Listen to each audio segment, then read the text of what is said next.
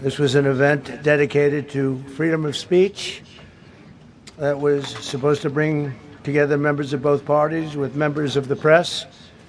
And in a certain way it did, because the fact that they just unified, I saw a room that was just totally unified. It was in one way a very beautiful thing to see. A man charged a security checkpoint armed with multiple weapons, and he was taken down by some very brave members of Secret Service, and they acted very quickly and have just released, for purposes of transparency, clarity, I've ordered it to be put out. You probably have it by now, put out on Truth and put out on many of the platforms. A tape showing the violence of this thug that attacked our Constitution, and also showing how quickly Secret Service and law enforcement acted on our country's behalf. Really did a great job. One officer was shot, but saved by the fact that he was wearing obviously a very good bulletproof vest. He was shot from very close distance with a very powerful gun, and the vest did the job.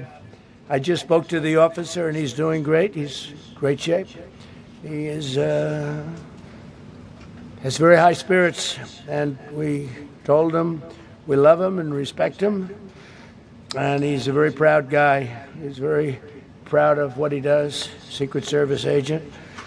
And we looked at all of the conditions that took place tonight, and I will say, you know, it's not a particularly secure building, and I didn't want to say this, but this is why we have to have all of the attributes of what we're planning at the White House. It's actually a larger room, and it's much more secure. It's drone-proof, it's bulletproof glass. We need the ballroom. That's why Secret Service, that's why the military are demanding it.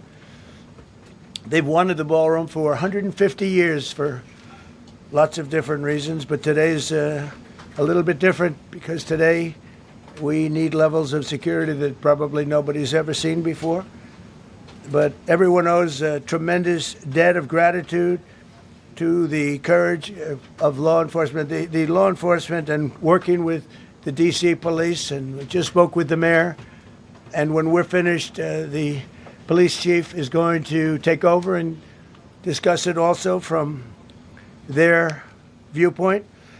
But they also performed exactly as they were supposed to, and you see the attacker in different positions, but you also see the attacker totally subdued and under control. So as you know, this is not the first time in the past couple of years that our republic has been attacked by a would-be assassin who sought to kill. In Butler, Pennsylvania, less than 2 years ago, you all know that story, and in Palm Beach, Florida, a few months after that, we came close. We really had, again, we had some great work done by law enforcement. But in light of this evening's events, I ask that all Americans recommit with their hearts in resolving our difference peacefully. We have to resolve our differences. I will say, you had Republicans, Democrats, independents, conservatives, liberals, and progressives.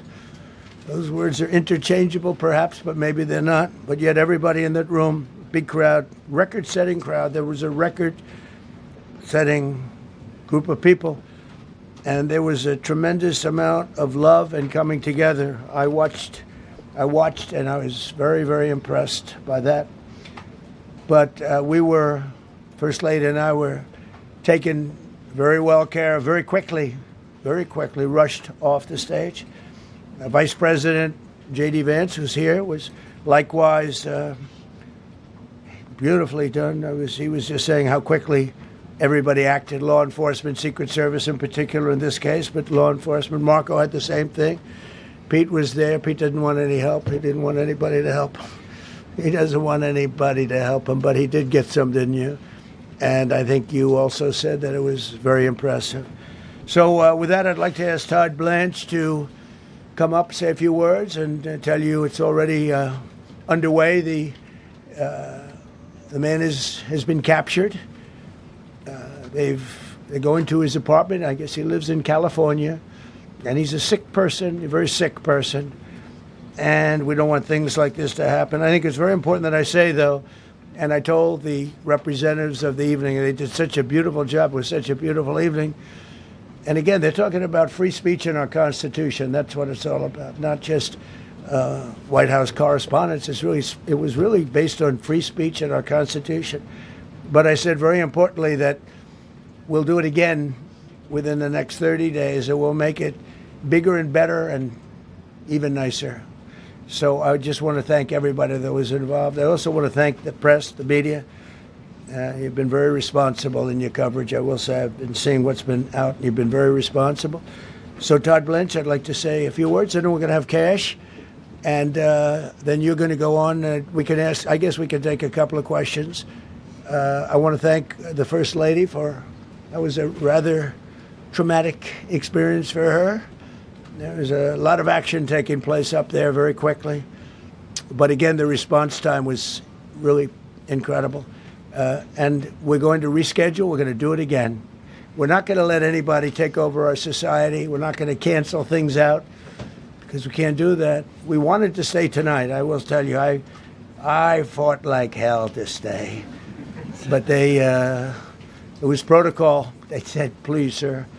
Because they didn't know there was a lot of action going on, and they didn't know could there be probably a lone shooter, but we'll find out. We'll find out very quickly. They have it very well under control. So I want to thank everybody very much. And Todd Blanche, please.